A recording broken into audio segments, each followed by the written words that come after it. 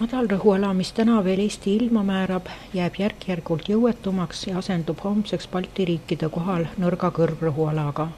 Üksikute hoovihmade võimalus säilib sellest hoolimata.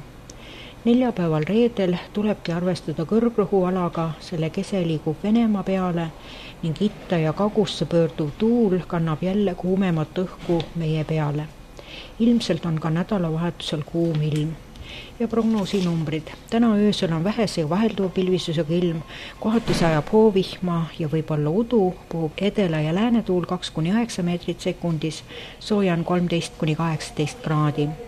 Päeval on vähese ja vahelduva pilvisusega ilm, kohati võib sadada hoovihma, puhub läänekaare tuul, Lääne-Eesti saartel õhtupoolikul lõuna- ja kagutuul 2–9 meetrit sekundis. Sooja on 20–25 kraadi.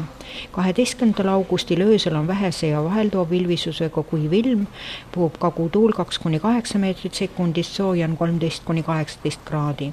Päeval on Lääne-Eestist pilvi rohkem ning võib ka kohati hoovihma sadada, puhub kagu- ja idatuul 2–8 meetrit sekundis, sooja on 22–27 kraadi. 13. augustil on vähese ja vahelduva pilvisusega kuiv ilm, puhub ida- ja kagutuul 2–8 meetrit sekundis, sooja on öösel 14–20, päeval 24–30 kraadi.